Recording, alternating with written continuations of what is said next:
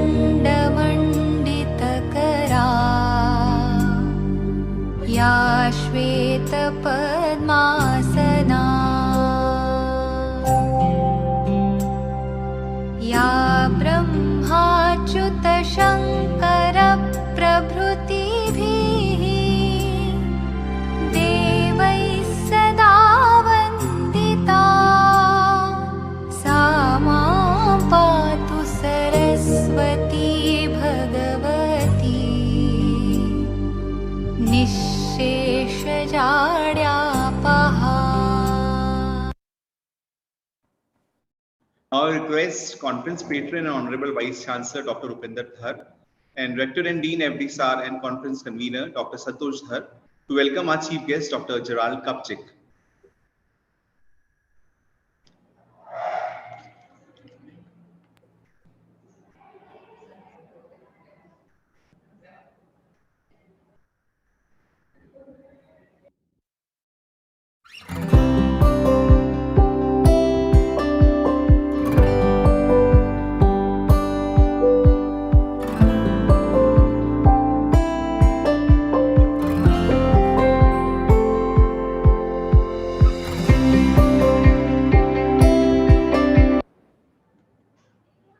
Now I request Conference Convener, Rector and Dean FDSR, Dr. Santosh Dhar to throw light on MANOPRABHA 2022.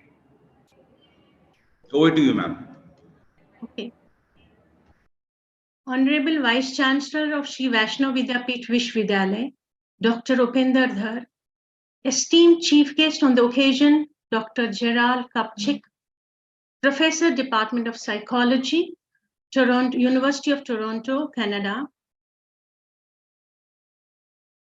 Conference Coordinators of MANOPRABHA-2022, Dr. Sandeep Pade and Professor Subhi Vyas, HOIs and HODs of Constituent Institutes of University, delegates across the country, faculty members, participating students, a warm welcome to MANOPRABHA 2022, the conference on mental health and well-being, exploring new paradigms, organized by Shri Vaishnav Institute of Social Sciences, Humanities and Arts.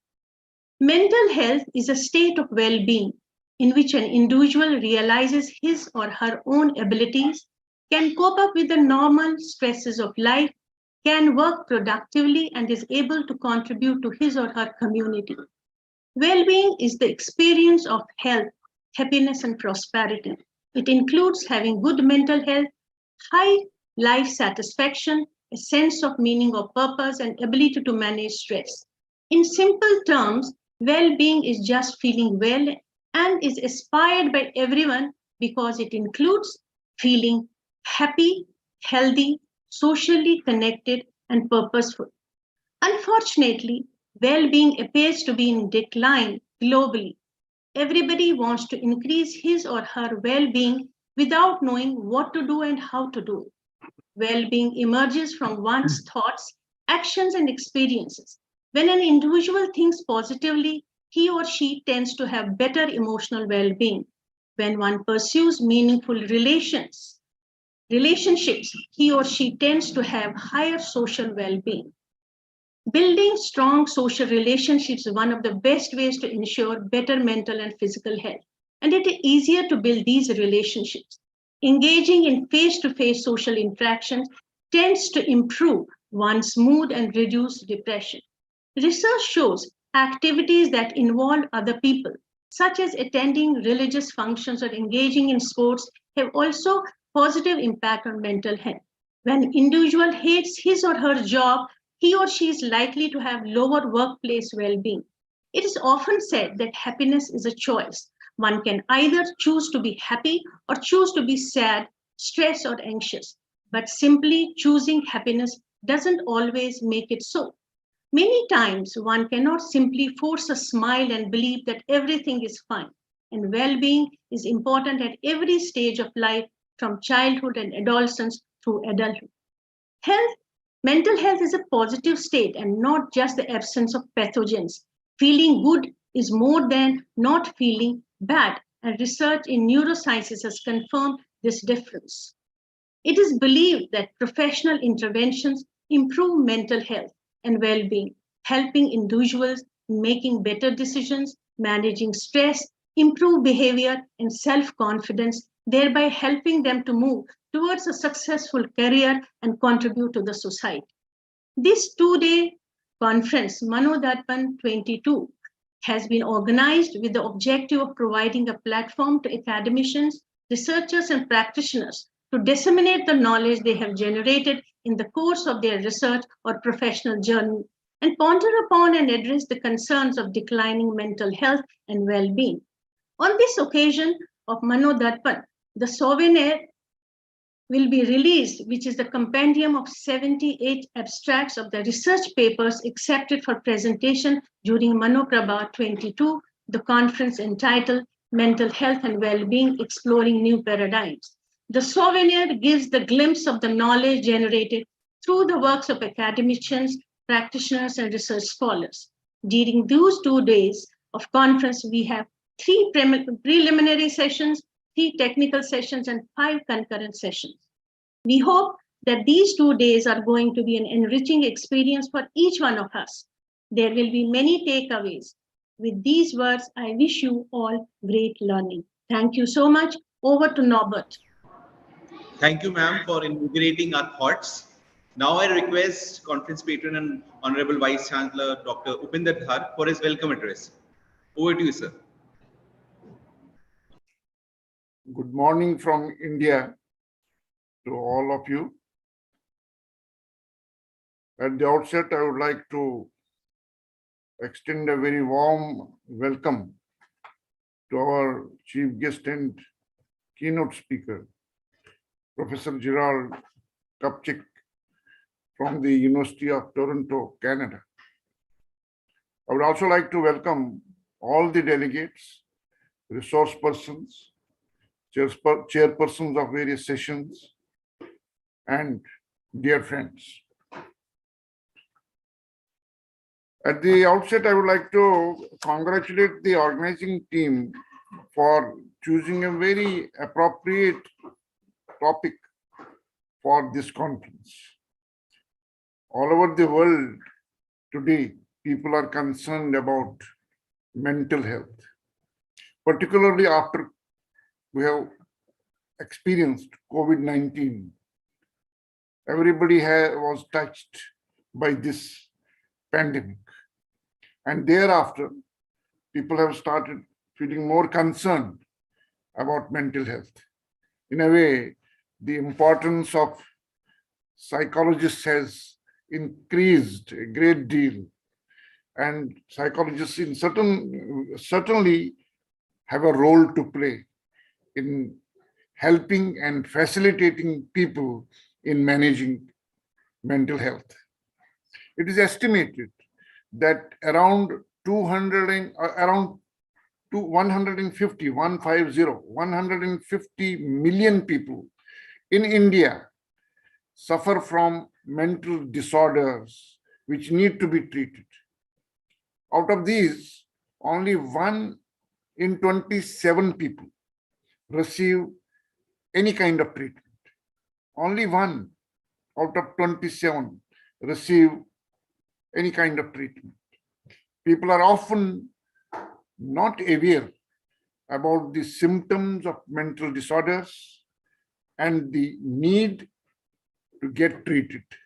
This is where lies the importance and significance of this conference, because through this we would be sharing during this conference will be sharing our experiences about this state, the state of mental health.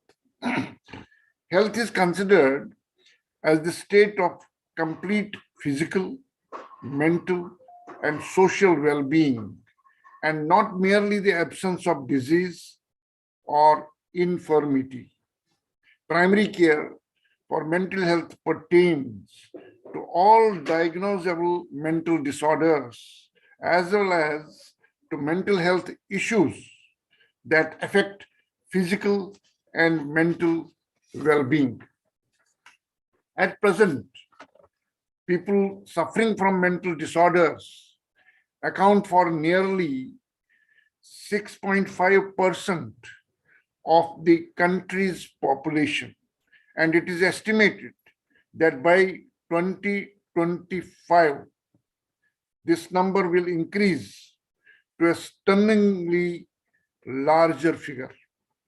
The benefits of integrating mental health with primary health care are significant. Integration ensures that everybody has easy access to the mental health care that they need early in the course of disorder. It has been observed that if any disorder is treated in the early stage, the outcomes are better. But if it is treated at a later stage, it becomes difficult to handle that kind of disorder. When people receive treatment in primary healthcare facilities, the likelihood of better health outcomes and even full recovery enhances. Among adults, prominent mental disorders in primary care settings are depression, generalized anxiety disorders, substance use dependence, and psychosomatic disorders. In fact, if we go by the literature, India is emerging as the capital of depression. There are a large number of the cases of depression in India. In the younger age group, neurodevelopmental disorders such as ADHD, that is attention deficit hyperactivity disorder, and autism, behavioral problems and learning difficulties are more common. Some risk factors for these mental problems in the youth include bullying, low self-esteem, lack of parental involvement, peer pressure, and academic failure. Among elderly people in primary care, the prevalence of mental disorders is as high as 33%. 33%, so large. The most common diagnosis, as I said earlier, is depression. And in the elderly age group, also dementia. Individuals with low socioeconomic status are at higher risk for major depressive disorders than individuals who are economically well off. Bipolar affective disorder, on the other hand, occurs more in the upper socioeconomic strata. Suicide is a multifactorial event. While mental illness is a significant risk factor, researchers in developing countries, including India, note that often it is the individual's psychosocial context and stress which are the most common correlates of suicide. In recent times, the task at hand for the psychiatrists and clinical psychologists has been to calm panicky parents after cases of adolescent suicides in India were linked to the now infamous blue whale challenge. It has been happening in recent times. The challenge was a virtual suicide game, which the player was given various tasks by an administrator over a 50-day period, ranging from isolation to self-harm to ultimately suicide. It has allegedly claimed more than 100 lives worldwide.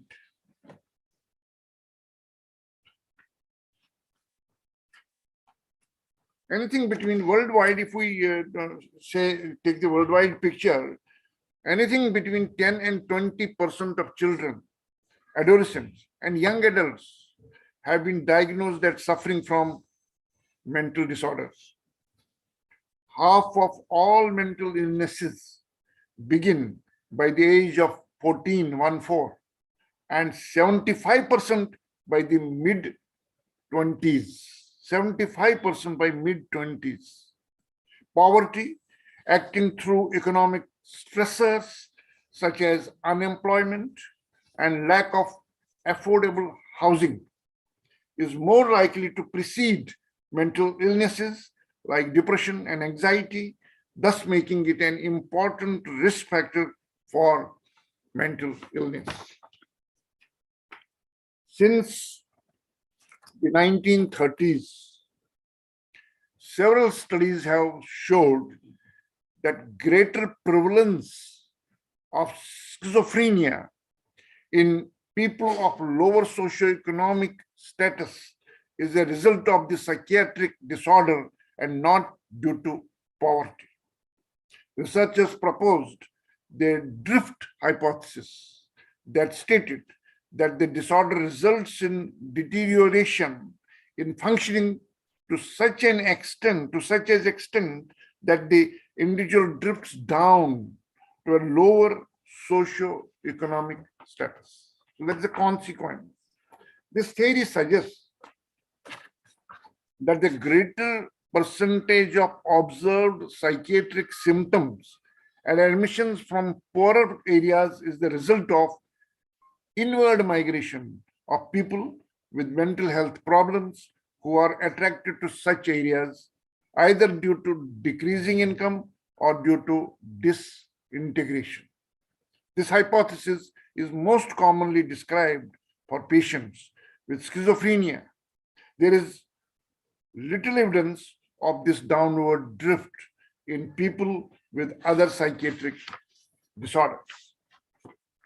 The employed persons who had lost their jobs were twice as likely to be depressed as persons who retained their jobs. So loss of job is a very important risk factor. Limited resources deflated the opportunities for education, which in turn prevented access to professional jobs, increased vulnerability and insecurity, and contributed to a persistent low social capital. The prevalence of common mental disorders is known to be higher among individuals with low educational levels. Absolute poverty is not the only contributor to mental illness or mental ill health. Relative poverty, that is dissatisfaction with one's lot in life compared to that of others, is seen in every society and seems to correlate with emotional distress. Since I, though being a psychologist by education, turned to management education, so therefore I would also touch upon the workplace practices in bullying. When taken together, the concept of the psychologically healthy workplace and the public health model of intervention suggest a variety of tactics that can be undertaken by organizations for addressing the issue of stress at work. Despite significant changes in the nature of work over the past few decades, and even after COVID, during recent times, job burnout persists. Not only do people register complaints regarding the syndrome of exhaustion, cynicism, and inefficacy, people associate burnout to the same core issues as they did decades earlier. Bullying at work means harassing, offending, or socially excluding someone or negatively affecting someone's work. It is a cumulative process in which the person confronted ends up in an inferior position and becomes the target of systematic negative social acts. Work-related bullying includes, but is not limited to, unjustified criticism, sabotaging, and or withholding of relevant information. Bullying is characterized by repeated and prolonged exposure to predominantly psychological mistreatment. Workplace bullying has negative consequences, such as effects on physical and psychological health, self-esteem, job satisfaction, and commitment. Bullying is a severe social stressor, even after controlling other well-documented job stressors, such as job demands, decision authority, role ambiguity, and role conflict. On the organizational level, bullying has been observed to result in increased employee turnover, absenteeism, lost productivity, and negative publicity, although empirical evidence for this is weaker than for the individual consequences. There is a link between poor physical work environment and increased risk of bullying. It seems likely that the physical work environment has the potential to cause frustration, which according to the frustration aggression hypothesis may lead to increased aggressive behavior. Constructive leadership is associated with lower levels of bullying, whereas those reporting higher levels of job demands reported an almost 4 times higher risk of bullying than those with low job demands. With these words, I'm sure that this conference is going to be a great experience and all of us will be learning from each other. And to begin this learning process, we are here and very eager to listen to Professor Gerald Kapchik. And he is currently working on imagination, a great variable and a very important variable which cuts across all cultures and is relevant for everyone across the world. So we will be very happy to listen to his experiences and learn from the same at the same time. So I welcome Professor Kapchik once again and all other delegates and resource persons. Thank you very much. Thank you, sir. Your expressions have set the correct nerve to discuss the theme of the conference. Now, I would request our chief guest, Dr. Gerald Kapchik, to release the conference souvenir, Manodarpan.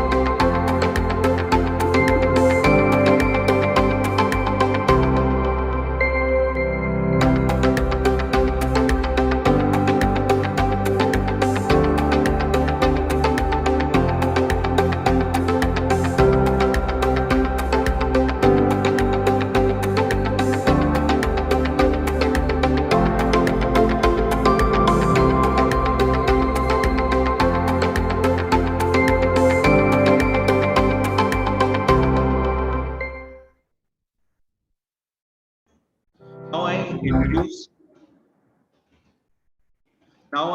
Dr. Gerald Kapchik to the audience. Dr. Gerald Kapchik has been a professor of psychology at the University of Toronto since 1974.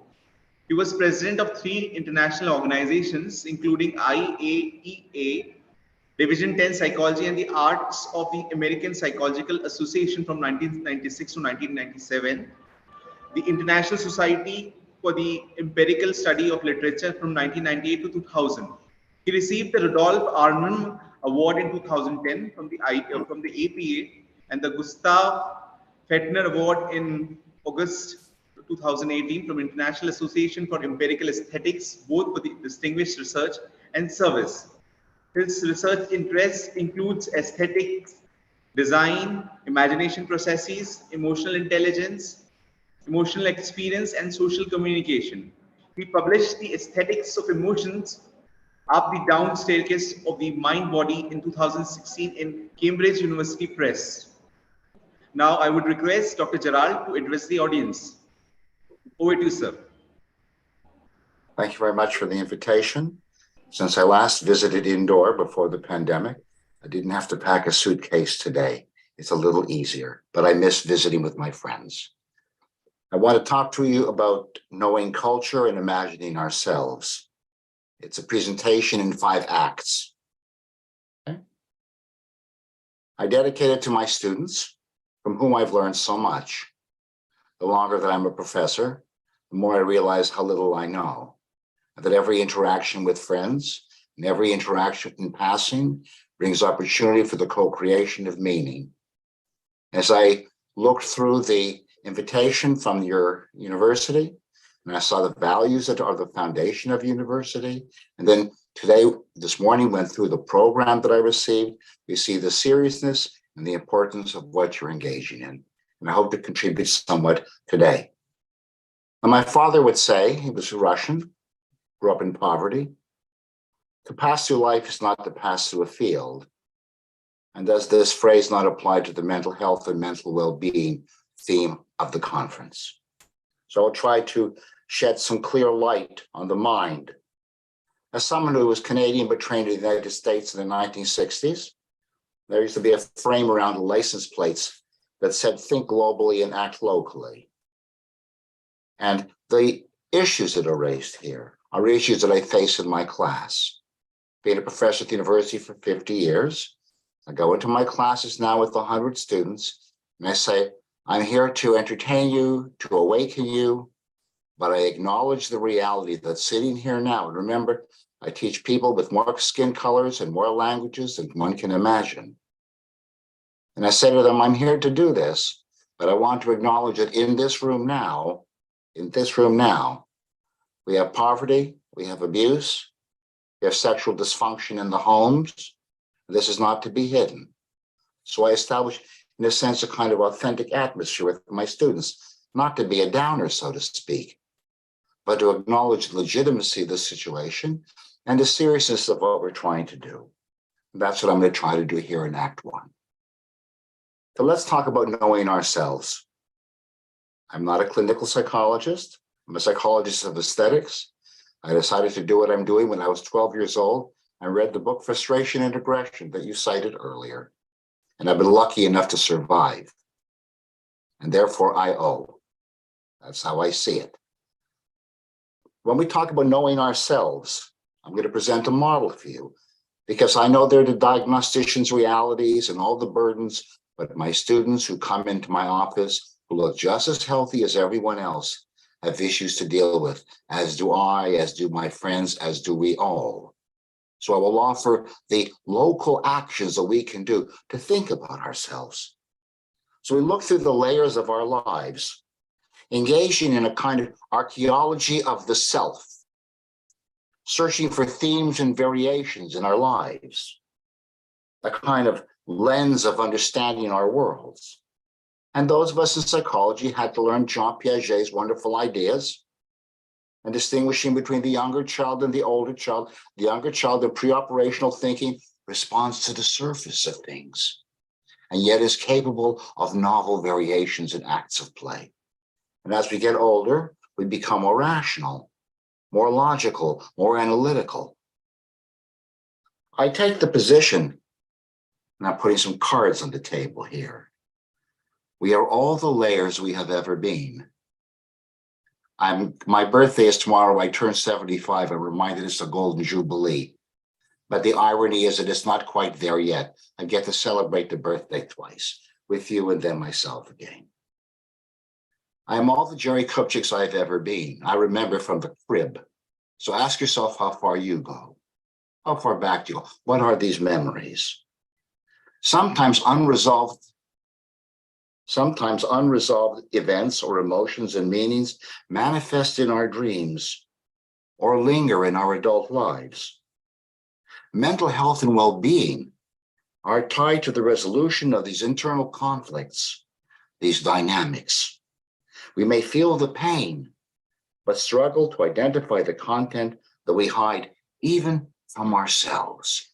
So I want to preserve this notion of the layering of the self, the fact that when we're younger, we could think in certain more simple ways, dealing with surface, but yet we're free.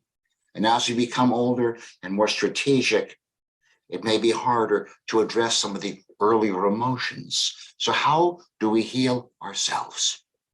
What is my advice to my students? Quite apart from the serious diagnoses of mental illness in everyday life. And I want to distinguish between regression and regression in service of the self. Regression is a kind of dysfunctional activity where the adult, overcome with anxiety, engages in childish behavior.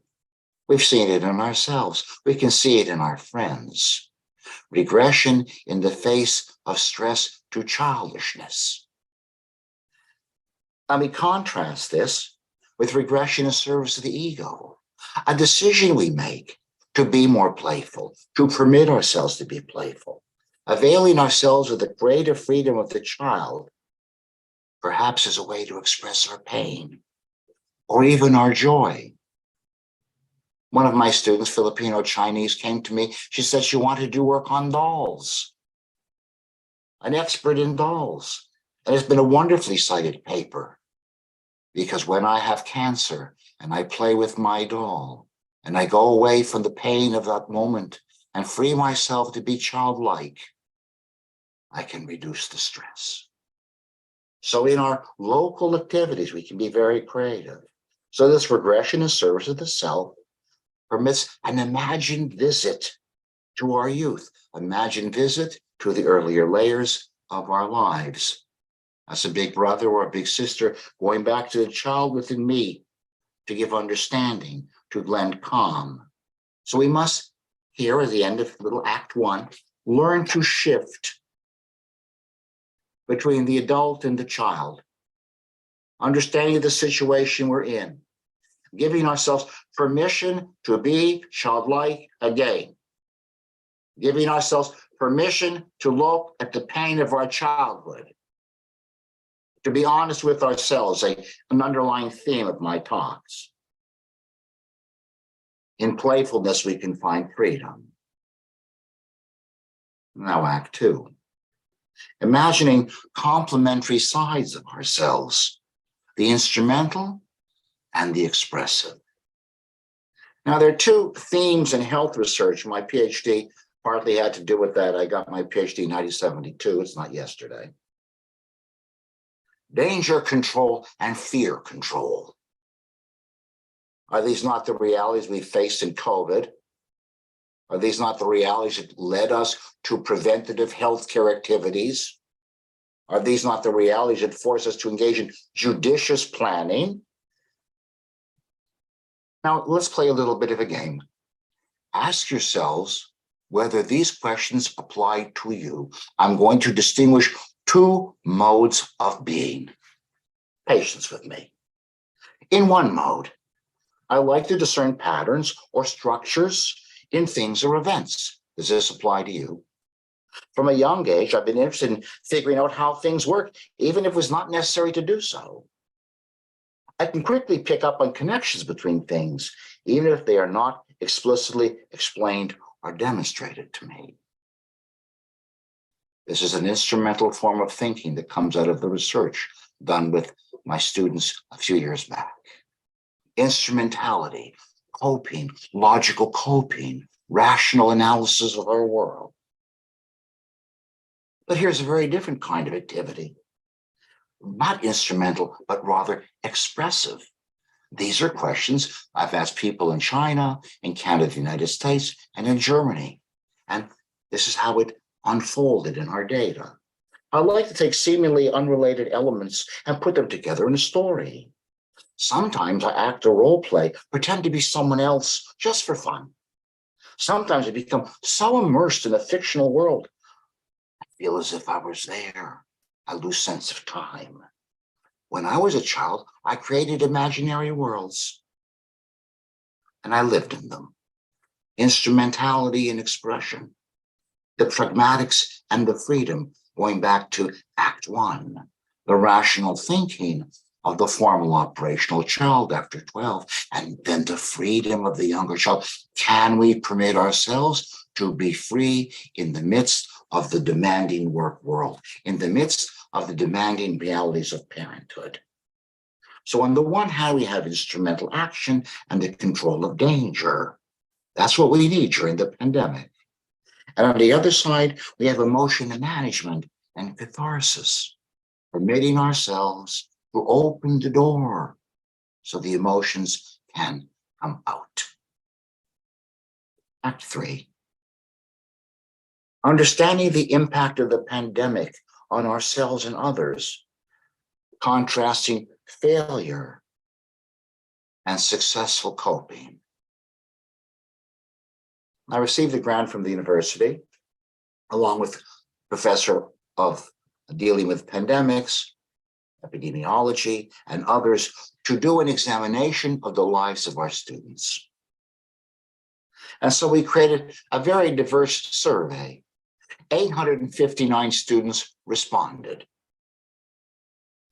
And we came up with some beautiful findings. I love my numbers. It's with the greatest pleasure that I continue to do research on an ongoing basis. And look what we learned from our numbers, not the hypotheses that show how wonderful my predictions are, but the unexpected findings that awaken us to meaning and new horizons. Look at this lovely distinction. It was forced upon me by the data. I'm going to talk about two profiles.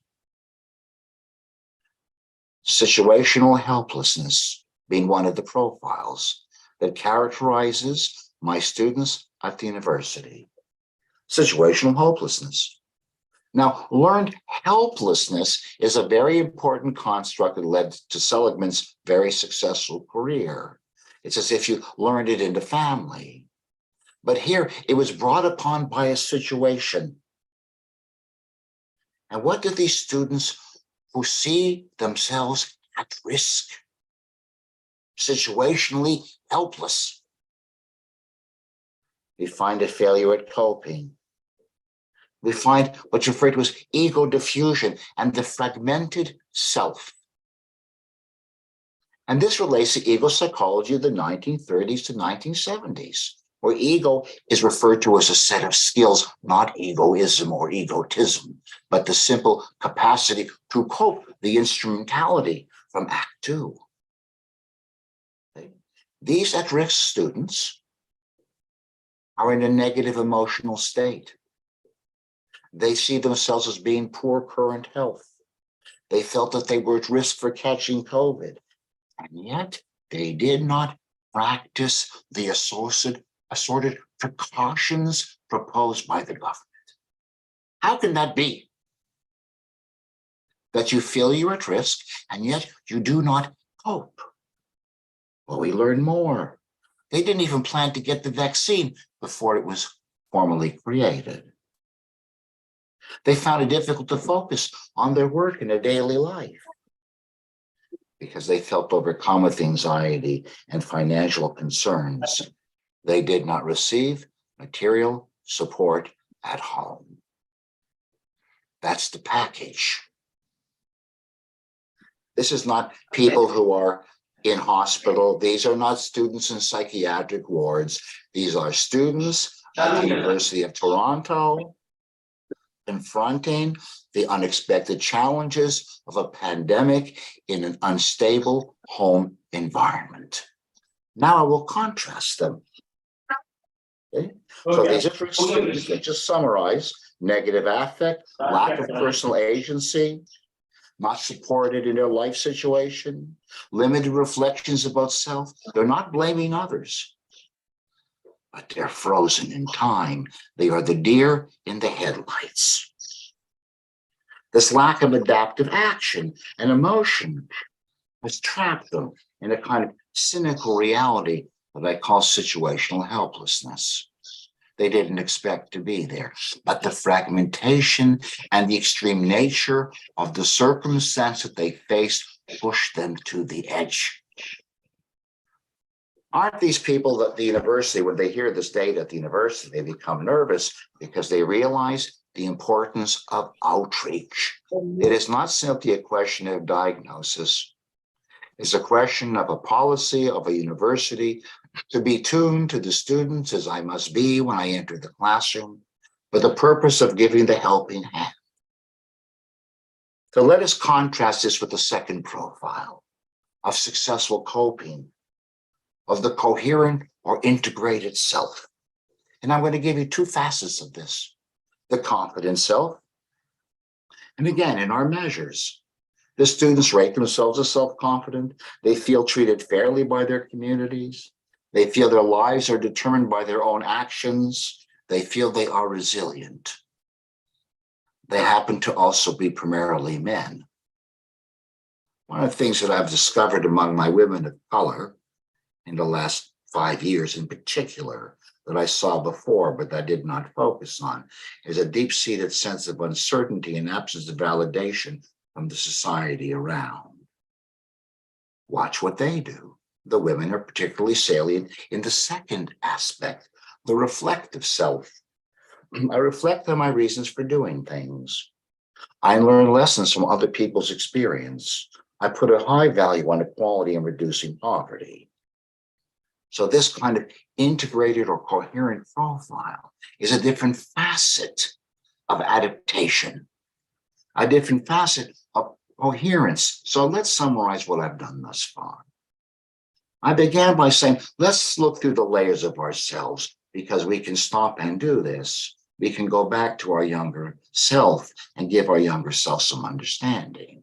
We can see ourselves as dynamically growing, not necessarily trapped in our circumstance. Through contact with others, we can feel the legitimacy of our being. And so we have the two sides of adaptive coping and emotional drowning. And the circumstances of COVID brought us to such an extreme that this manifested in our students who are not in psychiatric wards, who are not diagnosed formally, but they are just students in immigrant families facing the burdens and realities of the circumstances of COVID. The demand, therefore, is for the university to engage in acts of outreach. So let me turn in Act 4 to knowing and imagining our cultures, the painful price of freedom. We don't exist separately from our families and cultures. I mean, in India, this is abundantly clear. In the West, there is greater alienation between the children and the parents, the desire that the children move out. They have a different social structure. But how do we know and imagine ourselves in relation to our families and cultures? How do we come to terms with the traditional and sometimes constraining cultures? That's why I do research with my students all over the world. My student got accepted into graduate school in health sciences. She was collecting data on the streets of Cairo on resilience and was arrested by the secret police. She saved the data. Daddy came and brought her out with her Canadian passport. And what did we see? She was looking at Muslims and Coptic Christians in Canada and in Egypt, where it's more stressful and more threatening. And she looked at resilience. She found resilience in both cultures. but we found the challenges that can be imposed by the constraints of culture. Another student, we have the paper under review, looking at Coptic Christian culture in Egypt, and having immigrated to Canada, people from warm families and cold families. Now, that particular religion is a more collectivist religion. And yet the families that are cold, the children withdrew into themselves, into their imaginations. So the challenges of our world, we cannot exist separately from our families and our cultures. How do we engage in the adaptation? Another work with one of my students, looking at gays and lesbians from the Middle East. Not an easy place to be gay and lesbian. And what is the result of not being able to deal with this? The result is self-hatred. Because you cannot turn to your family for support. You are in sin. So, and I am surrounded by this with my students. It's a very important point. We, as professors, as professionals, have a responsibility to look under the rug where we bury all of these realities of our students with politeness. But when we lift it up and we permit them to be free, we can do something more important even than our courses. So how's about these constraints and opportunities? We have closed traditional societies. They're burdening and constraining, or open and receptive ones. How do we cope with constraint? As I explained, we can withdraw into the privacy of our minds. I have a friend who was a dean in a women's university in one of the Arab countries. And what was her advice to her girls? Find a place inside of yourself where you feel free and live there.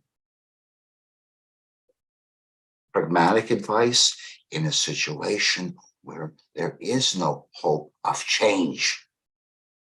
The roles are fixed, the realities are fixed. So your university has wonderful values. And we must send students and our colleagues out as emissaries of these values. In each small gesture, each encouragement of communication and empathy, we save a soul, so to speak. So how do we avail ourselves of these opportunities? We are privileged. We are all privileged.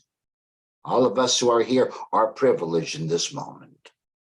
The University of Toronto is committed to the theme of inclusive excellence. But whose excellence is it? Is it the government that wants students to have jobs? So excellence means emulating your successful professors. I have a counterpoint in a musical way. I want authenticity. Okay? An attempt to be ourselves in relation to, and sometimes in spite of our cultures. Now that's a delicate balance. To preserve the ancestry, to preserve the culture, to preserve the values, and yet separate ourselves as individuals and come to terms with our individuality. So I don't diagnose. I am the wake-up call. 50 years of the wake-up call. My doctor passed away after 40 years. I called in a debt from a student of 45 years ago. He took me on, go find a family doctor in Canada. There has to be heavenly intervention. And he remembered how I told him to take risks. So at each little gesture that we as professionals can engage in our lives, we can lift up people's souls. Active self-reflection. Feeling that it's okay to be honest about yourself and your life, even though it may fly in the face of tradition and family values. Visiting and forgiving our younger selves. Acting meaningfully in our communities. Reflecting on our pasts and imagining our futures as ones with options. We did another study with 1,885 freelancers from around the world, many from India, and looked at people trying to find a way. Some were just surviving. Others saw it as an occupation. And still others saw it as a vocation, their calling. In our search in ourselves, in an affirmation of authenticity that we can bring to the classroom, in our acknowledgement of the traditions that we live surrounding us, and the challenges that our children and our students face in coming to terms with the demands and burdens and expectations of their parents. It is my job to empower them. It is our job to empower them. Think globally and act locally. So now I turn to Act 5, but not without a sip of water, with your patience. Addressing the future. Academic mental health in relation to equity, diversity, and inclusion. These are the three catchwords of the University of Toronto today. And I committed myself in my sabbatical to writing my book on imagination. And if you go to ResearchGate, you will find all my papers there, and you can find my book on the aesthetics of motion there for free. And you can go to YouTube and find my interviews with all the artists in the book, and you can be bored silly by Kupchak in all kinds of different domains. But let's talk about equity, diversity, inclusion. I had no choice. I tried to be a good boy. I am on sabbatical. I'm trying to work on my imagination book and the 5 million other publications that are sitting there saying, do me next. But I couldn't help myself because the university, as a bureaucracy, sent the message down that there will be equity, diversity, and inclusion, and the students don't know what they're talking about. What are you talking about? We're just surviving this pandemic. We're trying to graduate. So who will represent the student voice? Professor Kupchak goes into the classroom and says, I'm here to entertain you and awaken you. I will be your voice. And I will find the students among you who want to have the voice. And in their wisdom, they have funded me to do this. What have I learned? It is relevant going back to the very beginning of mental well-being. We find a shift from cliques to networks. They used to bring me in before all this video stuff and have me talk to the parents and the children who are coming to the university. And I say, look around. You see so many people, so many colors, so many skin types, so many languages. You don't know who to hate first. You cut everybody some slack. People come out of their high schools. The Sri Lankans come out of their high schools with the Sri Lankans, and the South Asians of different kinds come out of their high schools. They hang out with other kids like them. But then they come to university and they are randomly assigned to different classrooms because they're going to take different courses, and they make kids from worlds that they didn't even think were options. So they move from cliques to networks. What a nice phrasing. As you hang out with the kids, you know, but here you are in classes where kids who look zero like you share in common fundamental interests. And how's about the shift from surface to depth? The university is now committed to amending situations of exclusion from before. So no white people need to apply for a job in my department now. In psychology, it's out. So looking back at Piaget, we're dealing with very surface features of individuals. Because you can have a person of brown skin who's trained in a white lab at Stanford University and is not doing a culture, anything informed by their culture, their background, or who they are. That's why I want the authenticity. I want from surface to depth. I want my students to open up the suitcase of their ancestry, of their families, of the way that you introduce the event spiritually at the outset. to go into the depths of themselves. And why? Because when I bring to the table the depths of myself, my father lived in poverty. He was in the Russian Revolution. He shook Trotsky's hand. Can you imagine that? My father was born in 1897. That's what happens when you turn 75 tomorrow or today for you. Came from poverty. He understood the realities of it. And all my students who are immigrants to Canada, they didn't come because they were rich. So when we look into the suitcase of our being, what do we acquire? We acquire empathy, because we realize that the person next door, sitting next to you, who looks completely different from you, their family also struggled with the story of immigration. So surface to depth, looking at the layers, going right back to the beginning, Act 1, the layers of my being, the layers of my history, little Jerry at 2, little Jerry at 3, all of us at our earlier ages. And finally, a critical appreciation of context. I had a Hungarian colleague, rest in peace, came in 1990. I told him, I said, Janos, you have sweet street smarts. He thought it meant he was crude or coarse. But that's not what I meant at all, is it? It's what survival is. Street smarts is predicated on survival. I have a friend, a lawyer, who deals with guys who came off the boat with 5 cents in the 1930s, who are billionaires. Money means nothing to them because they know what poverty was.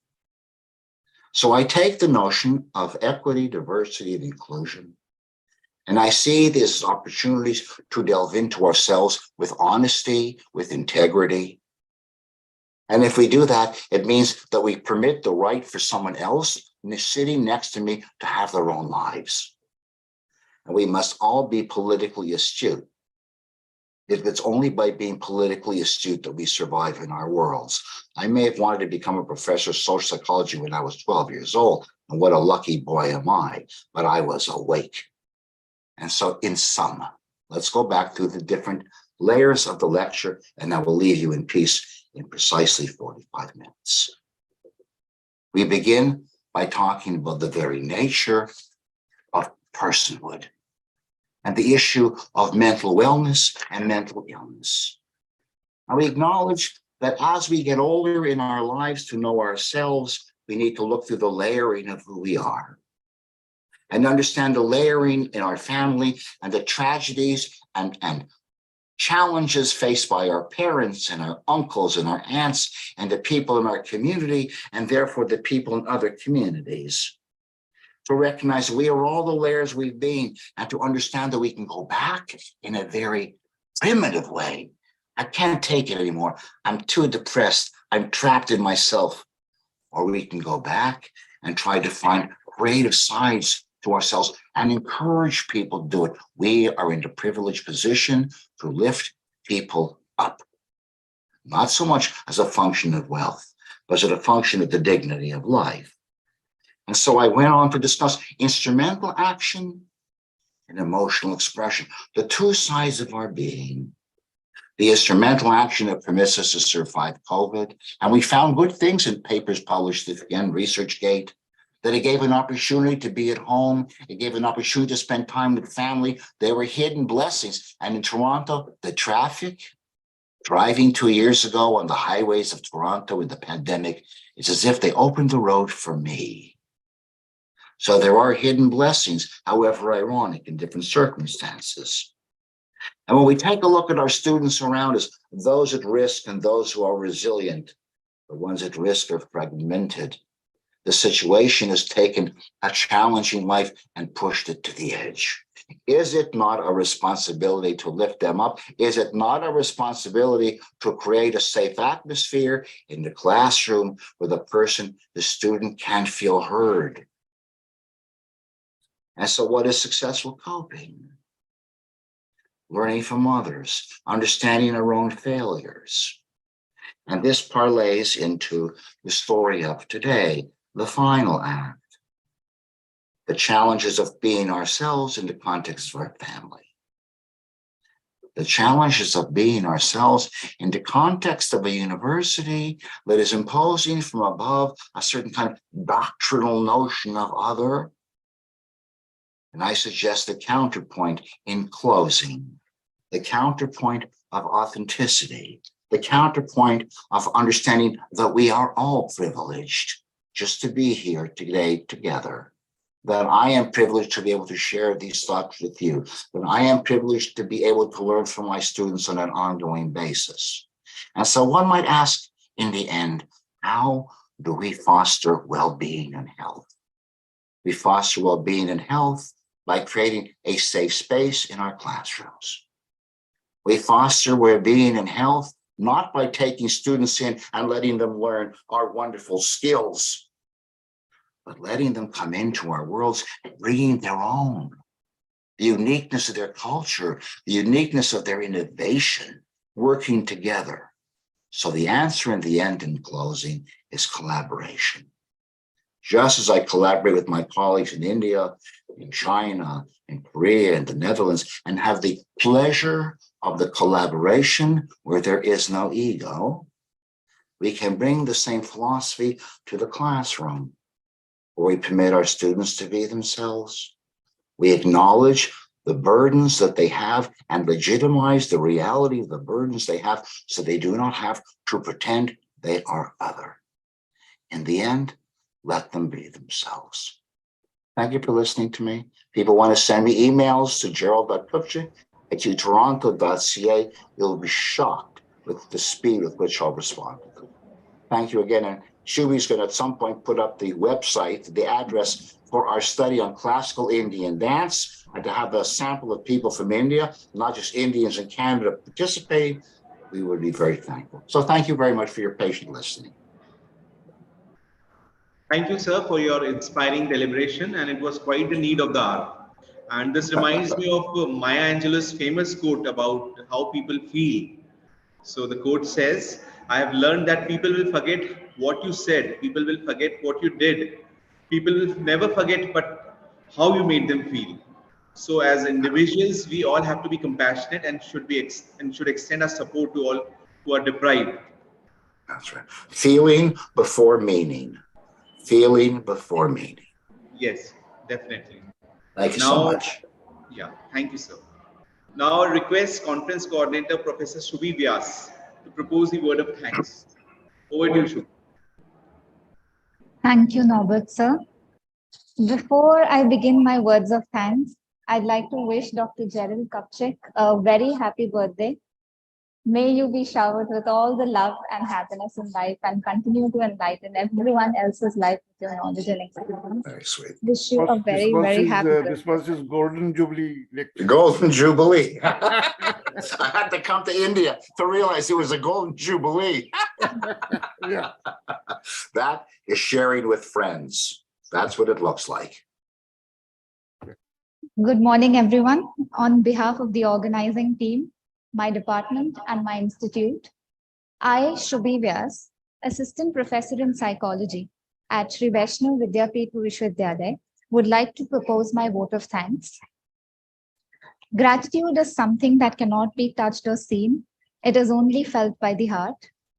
Despite his request to cut out all the Mr. Wonderful praises from my speech, I would still like to express my heartfelt gratitude to Dr. Gerald Kupchik, our chief guest and keynote speaker, for making himself available to all of us and taking out the time to share his knowledge on this platform. Personally speaking, from the time that I have known you, you've always been a source of immense inspiration to me, sir. Your friendly presence throughout the course of the preparation was an ultimate motivation booster. I feel so privileged to have been given the opportunity to host a person so accomplished and yet so humble at my university. Thank you so very much, sir, for being with us today. I'd like to thank Honorable Vice Chancellor, Dr. Upinder Dhar, for putting his faith in us and entrusting us to conduct this conference smoothly.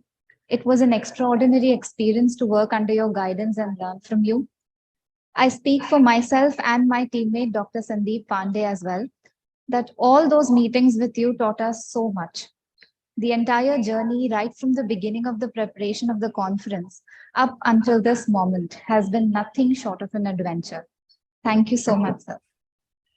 I'd also like to extend my gratitude towards Dr. Santosh Dhar, Professor and Dean, Faculty of Doctoral Studies and Research, and conference convener, for her support and guidance.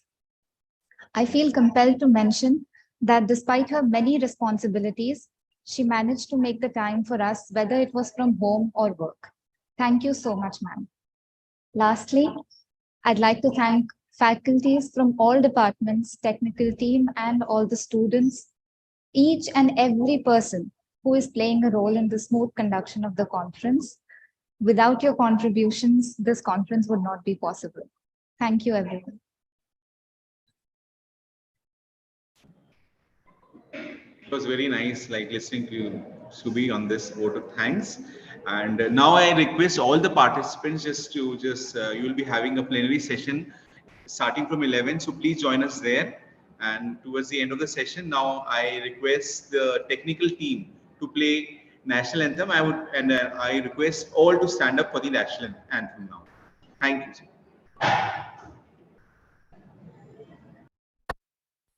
Jana Gana मन अधिनायक जय हे भारत भाग्य विधाता पंजाब सिंध गुजरात मराठा द्राविड उत्कल गंगा विंध्य हिमाचल यमुना गंगा उच्चल जलधि तरंगा तव शुभ नामे जागे तव शुभ आशीष मांगे गाहे तव जय गाथा जन गण मंगलदायक जय हे भारत भाग्य विधाता जय हे जय हे जय हे जय जय जय जय हे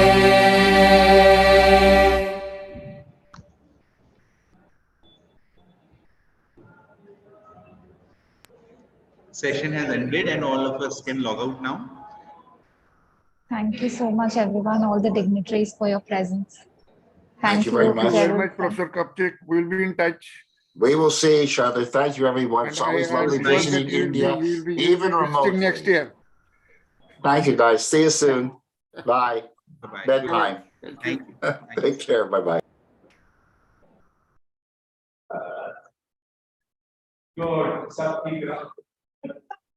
Good.